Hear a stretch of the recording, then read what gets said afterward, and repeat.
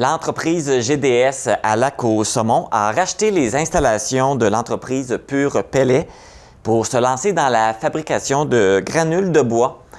Cela va permettre de valoriser les résidus des scieries de la Gaspésie et du Bas-Saint-Laurent.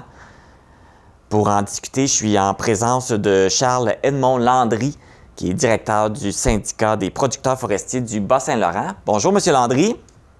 Oui, bonjour. Ça va bien? M. Baudouin? Oui, ça va très bien. Bien, tout d'abord, pouvez-vous nous expliquer c'est quoi des granules de bois et c'est quoi son utilité? Bien, l'utilisation des granules de bois, c'est apparu depuis quand même assez, je dirais, depuis une quinzaine d'années là, qu'on a commencé à parler de granules de bois.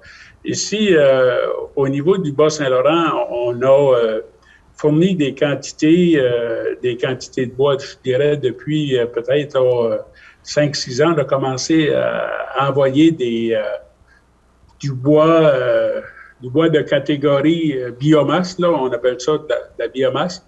On envoyait du côté du Nouveau-Brunswick pour, via les copeaux de la vallée, pour après ça s'en aller au port de Belden pour destination l'Italie. OK, on avait ces marchés-là. La granule de bois se fait avec des sous-produits, OK? Des sous-produits, ça veut dire des sous-diamètres. On sait que dans le sciage, on va jusqu'à environ la catégorie 10 cm, là, mais on va dire 4 pouces, là. Puis en bas de 4 pouces, ben, ça se dirige vers... parce qu'on n'a plus d'usine de pâte. Avant ça, on envoyait ça à la pâte. Mais maintenant, on l'envoie, cette catégorie-là, on l'envoie pour de la biomasse, qui soit la biomasse pour la chaufferie, comme qu'on envoie à Bois CFM, là, à Sainte-Florence, ou on l'envoie pour des dossiers de granules. OK? Et à ce moment-là, il y a du côté européen, ils sont en très grande demande du côté européen pour la granule de bois. Par rapport à toutes les centrales qu'il y avait du côté européen, c'était des centrales au charbon. Fait que au niveau environnemental, c'est qu'ils tentent de tout abolir les centrales au charbon vers des centrales avec la granule. Fait que environnementalement parlant, c'est un gros plus. Mais c'est un gros plus aussi pour nos producteurs forestiers, dans le sens que nous autres, ça nous permet de tout ramasser la fibre qui demeurait sur le terrain, là, faute de marché de pâte.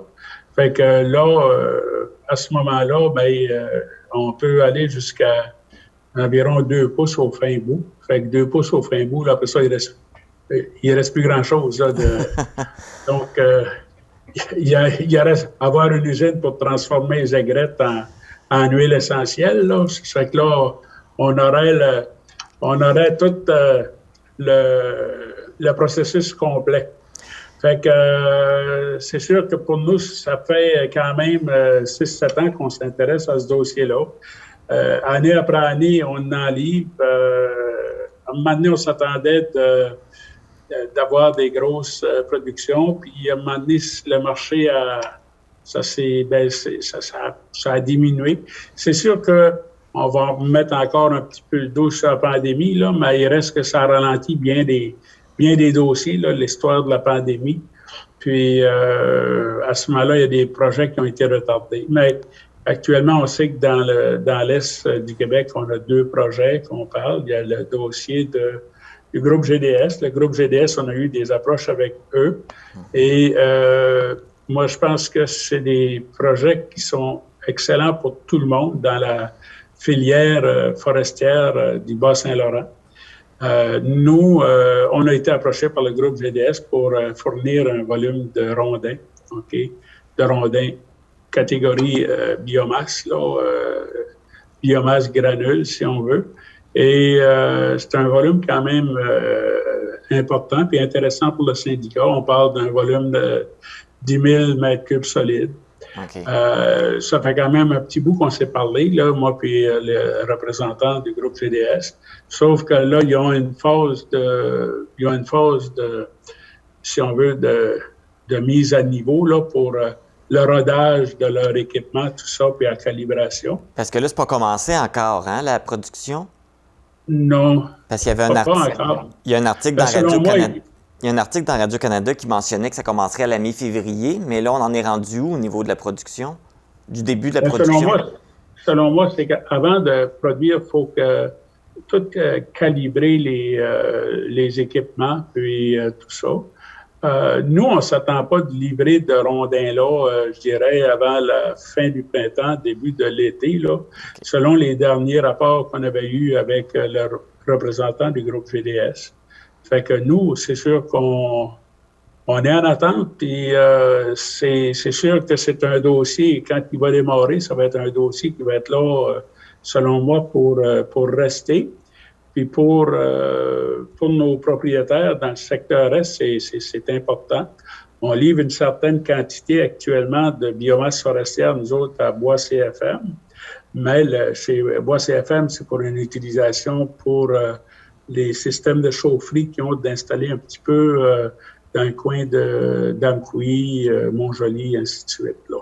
Fait que ça nous fait disons une autre destination, si on veut, pour nos sous-produits.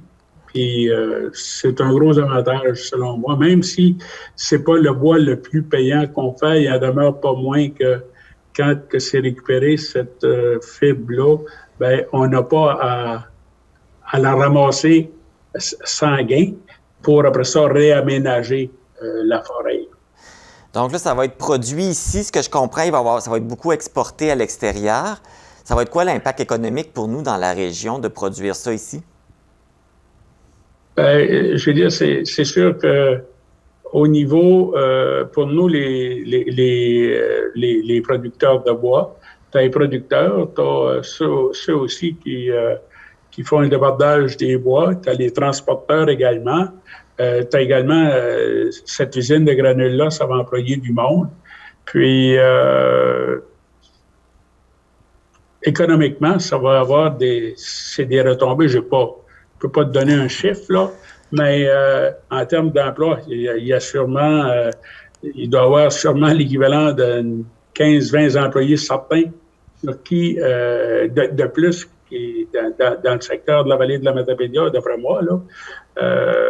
Ben, c'est déjà bon, ça donne 15 emplois de plus, c'est déjà bon. Oui, c'est sûr, tu sais, puis quand tu regardes puis ensuite, ben, ça permet de sécuriser, il ne faut pas oublier que ça permet de sécuriser les usines, entre autres du groupe GDS, OK?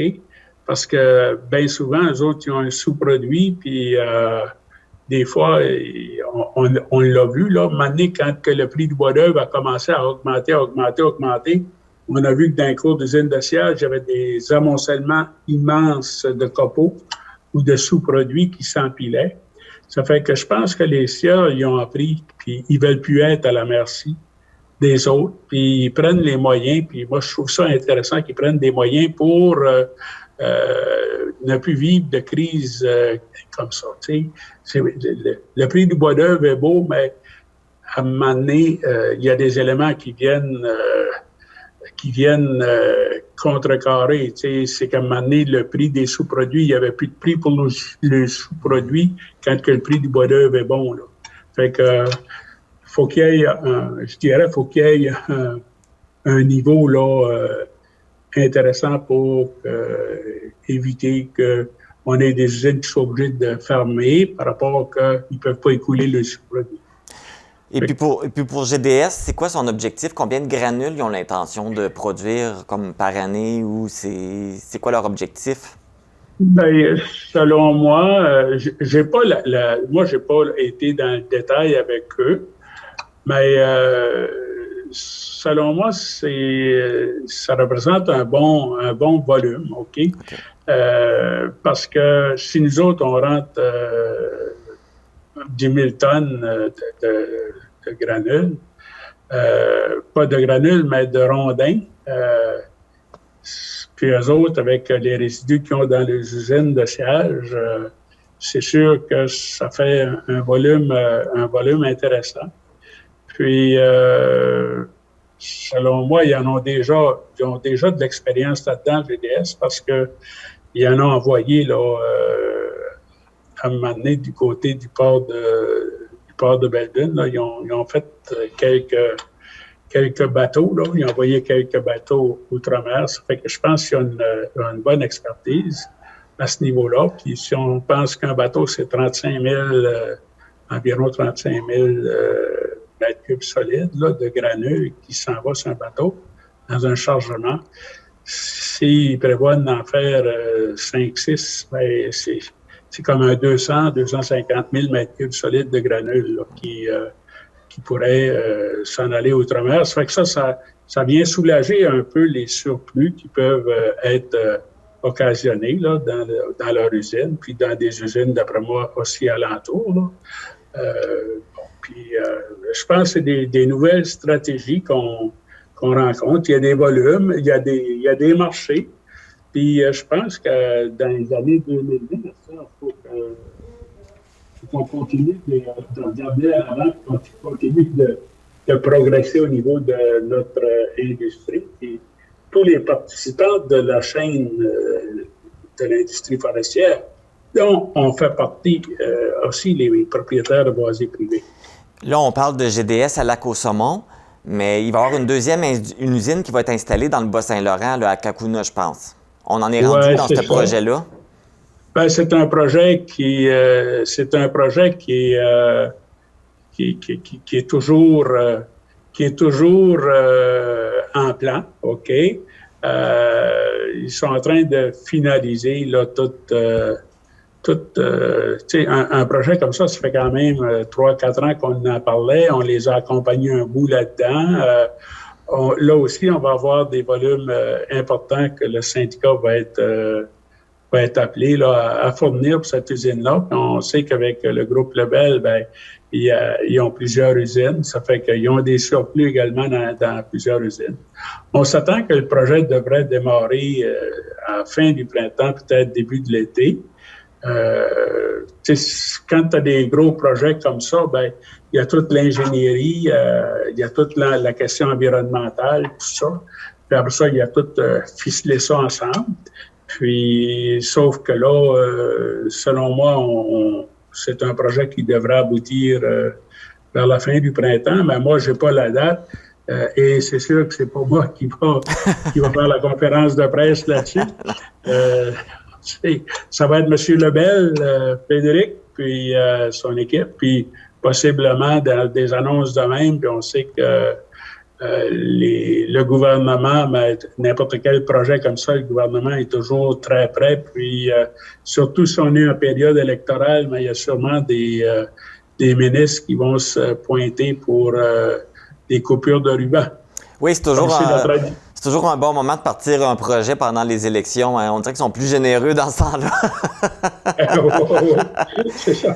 Fait qu'un autre projet qui va quand même permettre de donner de l'emploi là, dans la région. Oui, absolument. C'est un projet aussi d'assez grande envergure, celui de Lebel Énergie.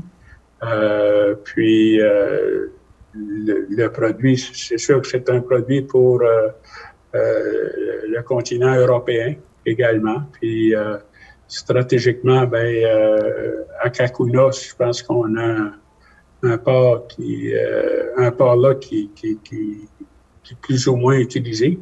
Puis c'est pas, disons, transporter des granules, c'est pas de quoi qui est polluant là pour du côté là du marin, puis du côté aussi des espèces là. On pense aux belugas et tout ça là. Fait que non, nous autres on a hâte que ça démarre parce que nos producteurs ont connu un peu ce que c'était faire des produits de biomasse, soit pour de la granule ou de la chaufferie. Puis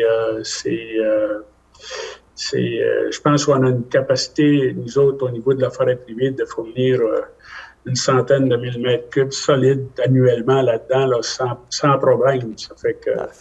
Puis je pense que si on peut valoriser l'ensemble de l'arbre, ben, c'est bon pour tout le monde. Puis c'est le respect de notre nature également, parce qu'on gaspille pas de fibres. Non, c'est bien.